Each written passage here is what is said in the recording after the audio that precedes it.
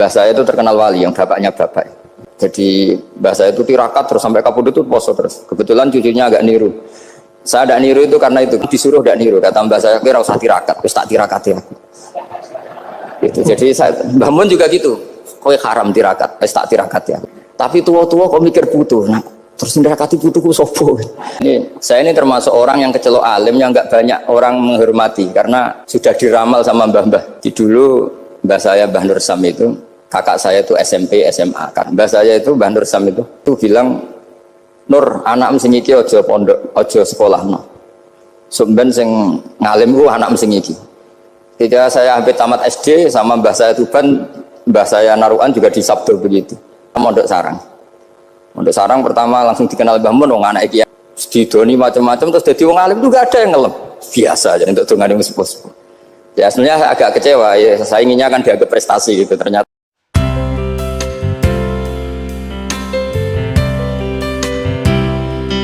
Kafani izzan antakuna li rabban wa kafani fakhran an aku nalaka abdan. Tiap malam ya beritanya itu, ya Allah, saya sungguh sangat mulia karena engkau yang jadi Tuhan. Coba kalau saya dituhani manusia yang mati atau dituhani siapa yang mati juga. Wa kafani fakhran an aku nalaka abdan. Saya ini bangga sekali karena jadi budak, jadi hamba zat yang tidak mati. Saya termasuk orang yang meskipun masih muda itu gak pati-pati mati. Karena bukan berarti saya mesti soleh, mesti husnul khotimah, ya enggak. Ada istilah mati yang menyenangkan dalam diri manusia. Yaitu Nabi ngendikan, Allahumma ahyini maka natil hayatu khairan li, wa tawaffani maka natil wafatu khairan li. Sebagian doa, Allahumma maj'alil hayata ziyadatan li fi kulli khairin wal mauta rohatan li min kulli syarrin.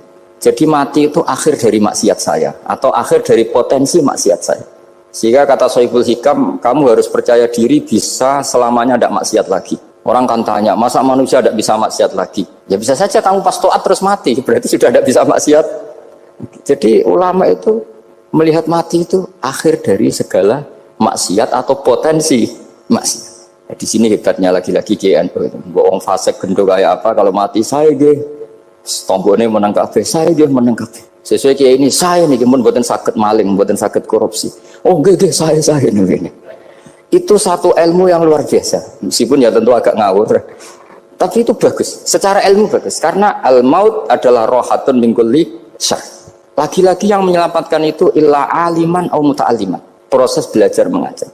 Saya baca banyak tentang halal haram dalam kitab Imam Ghazali itu, tak ulang berkali-kali. Saya itu dulu ya gak paham, karena kitab paling susah di bab Imam Ghazali itu menurut saya kitabul halal wal haram.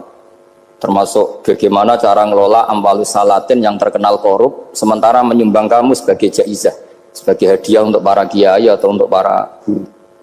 Itu perdebatannya ulama itu macam-macam. Ada yang bilang haram karena itu potensi haram, atau memang benar-benar haram. Ada yang bilang boleh. Karena kalau yang pakai kamu untuk kebaikan, kali dipakai mereka ruwet. Kebetulan yang partai ini lebih besar Mas Nadif. Ya alhamdulillah. Terus dikiaskan sama ghanimah. Lagi-lagi karena baca, saya itu pernah ditanya seorang dosen di Jogja. Gus, saya ini muslim mulai kecil dan saya peneliti, saya pernah sekolah di mana-mana. Yang ganjil dari saya tentang Islam itu satu, yaitu ghanimah. Kok kayak Islam tuh rampok gitu ya, perang sudah orang kafir tuh kalah, hartanya diambil gini-gini. Ya ghanimah. Terus saya memberi analogi, kalau ada garong ke kamu, bawa senpi, bawa pedang, terus kamu mengalahkan garong itu, alat-alat itu kamu kembalikan apa kamu sita? Ya saya sita, nanti dipakai garong lagi. Ya kira-kira seperti itu. Kalau dikembalikan ke orang kafir, berarti menjadi kekuatan kekafiran lagi, dan itu harbi. Dia baru nerima, lagi-lagi ini barokahnya baca. Makanya saya diminta sama sini, ya saya tentu, karena bapak saya memang dulu ngaji sama Badullah. Mbah saya itu terkenal wali, yang bapaknya bapak. Itu kalau kesini nyifati Badullah pun satu. Nur di situ mondok gini itu nggak apa-apa. Pondok elek lah, kiaimu wali. Zaman itu bapak itu di kamar kursi ya masih ada kakinya. Saya dulu sering dijak ke sini sama bapak. Jadi mbah saya itu terkenal wali dulu. Jadi mbah saya itu tirakat terus sampai kabudut itu poso terus. Kebetulan cucunya agak niru. Saya tidak niru itu karena itu Gus Zaki. Memang disuruh tidak niru. Kata mbah saya kira usah tirakat, terus tak tirakati aku. Gitu. Jadi saya, Mbah Mun juga gitu. Kowe haram tirakat, tak tirakati aku. Saya senang sekali. Tapi tua-tua kok mikir butuh. Nah, terus tirakati butuhku sopo.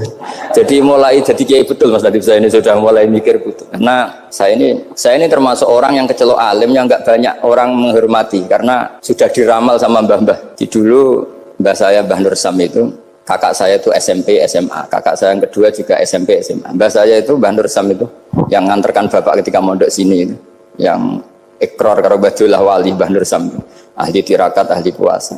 Itu bilang, Nur, anak sing iki aja pondok, aja sekolahno. Sumben sing ngalim ku anak sing iki.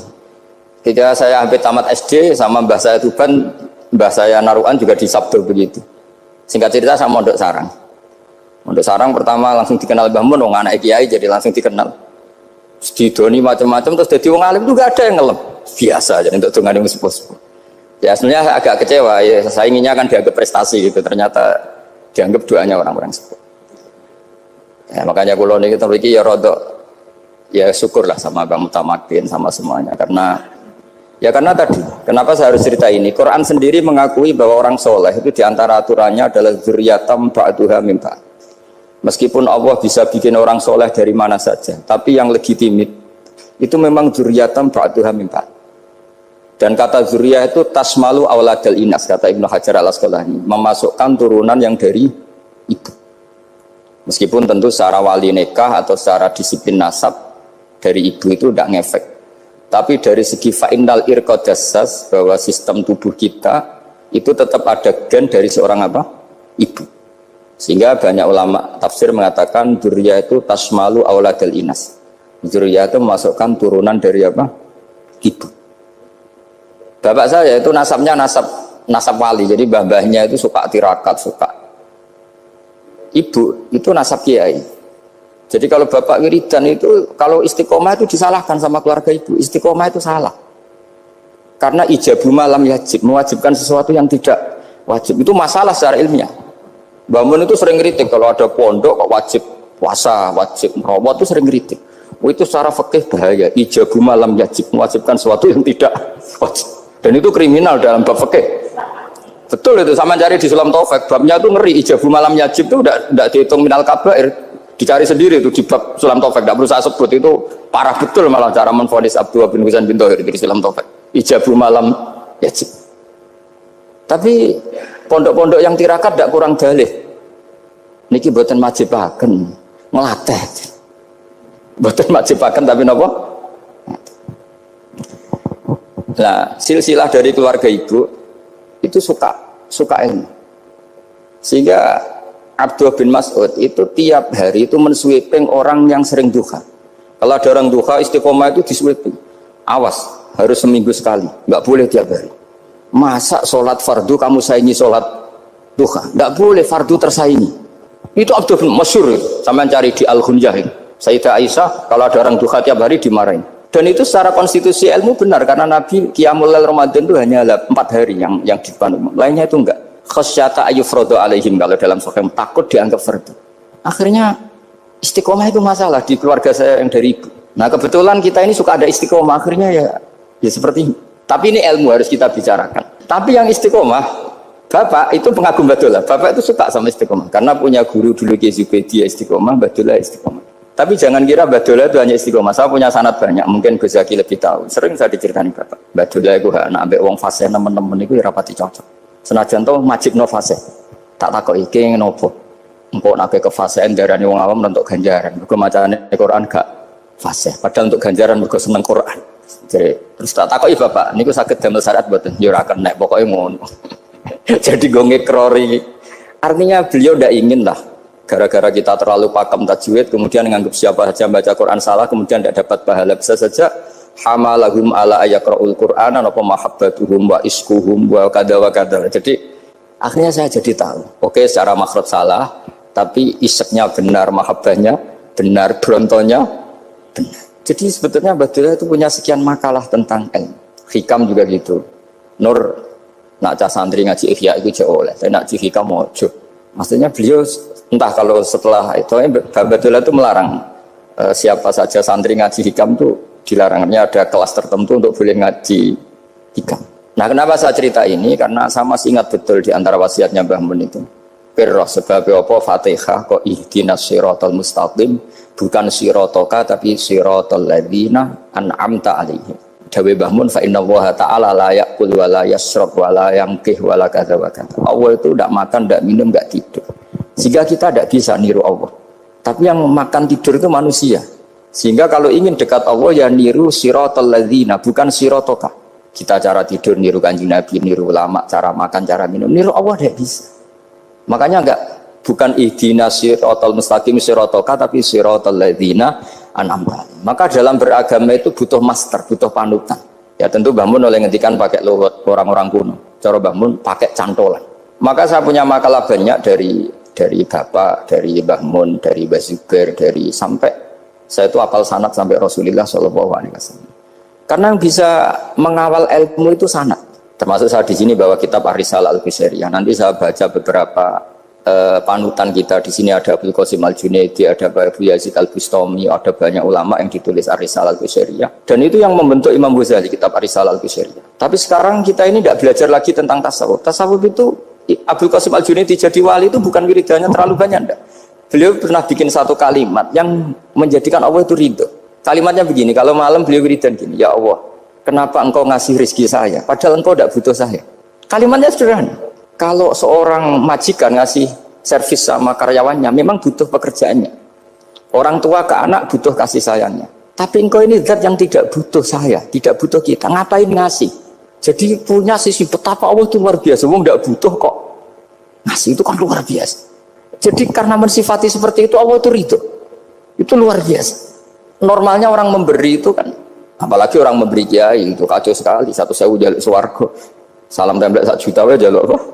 Swarga itu parah lagi. Nanti kalau enggak masuk surga diundat-undat. Itu ngeri lagi itu 1 juta minta apa? Surga. Sayyidina Ali itu diantara sebabnya beliau dekat Allah itu karena muamalahnya sama Allah itu benar. Di antara muamalah itu yang diriwayatkan di kitab Ar-Risalah Al-Qusairiyah adalah masyhur itu. Kafani izzan antakuna li rabban wa kafani fakhran an akuna laka abdan. Tiap malam dia beritanya itu, ya Allah, saya sungguh sangat mulia karena engkau yang jadi Tuhan. Coba kalau saya dituhani manusia yang mati atau dituhani siapa yang mati juga. Wa kafani fakhran an akuna laka abdan. Saya ini bangga sekali karena jadi budak, jadi hamba zat yang tidak mati. Jadi pakem-pakem yang menjadi masyrab kalau dalam bahasa tasawuf itu yang menjadikan wali. Sehingga yang dikatakan ibadah itu apa? Ma'rifatullah, mengenali Allah secara benar. Jadi jangan kira wali-wali dulu terus terlalu istiqomah, ada juga. Mereka punya pakem yang menjadikan Allah itu ridho. Saya beri contoh nih di sini banyak makalah, nanti saya beberapa baca tabarruk. Banyak riwayat dari orang-orang sufi. Nabi Ibrahim itu pernah ketemu orang Majusi. Beliau terkenal sakhok, terkenal sakhian. Ketika ketemu orang Majusi, ya Ibrahim, saya ini sehari saja ngasih makan saya. Kamu kan tukang ngasih makan orang. Terus, ya tapi bisyarti antus lima, kamu harus Islam. Fikihnya Nabi Ibrahim adalah kalau saya menolong dia berarti nolong orang kafir. Setelah orang itu lewat berlalu karena Nabi Ibrahim gak mau hormat, Allah memberi wahyu ke Nabi Ibrahim. Kenapa ya Ibrahim tidak kamu terima 1 hari, kamu kasih makan 1 hari?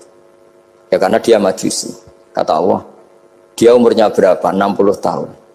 Tanyakan, pernah kelaparan kan hanya hari ini? Iya ya Allah. 60 tahun dia kafir tak kasih makan. Minta kamu sehari aja kok gak boleh. Akhirnya Nabi Ibrahim dipanggil orang Majusi, dikejar dipanggil. Ayo tak kasih makan 1 hari. Kok kamu sekarang jadi baik? Habis ditegur Tuhan. Terus kata, ahakada yu'amiluni. Apa seperti itu Tuhanmu mengu'alamalai saya? Ya na'am. Akhirnya Islam orang Majusi. Jadi itu lagi-lagi ilmu. Jadi yang dikatakan ilmu itu satu teori atau kalimah atau apa saja yang menjadikan kita ini pakem. Meskipun pakem itu kadang sulit diterima orang-orang khusyuk. Orang khusyuk itu ya nyun sewu ada sisi nakalnya. Makanya Mbah Mun sering gaya jargon masyhur. Zada khusyuan, zada jahlan, tambah khusyuk tambah bodoh. Bukan bodoh dengan makna salah itu enggak. Memang kadang terus anti ilmu. Misalnya gini, ini contoh yang karena saya ini mengkhidmati ilmu, saya beri contoh yang urusan ilmu. Ada orang sujud diinjek orang fasik, kepalanya diinjek orang fasik. Terus si orang yang sujud tadi ini ada di Sahih Muslim, juga ada di Ihya. Wallahi la yaghfiru wa laka. Pakai sumpah, wallahi la yaghfiru wa laka. Allah langsung mewahyukan ke Nabi fi hadzal zaman, fi tilka zaman atau fi dzalika zaman.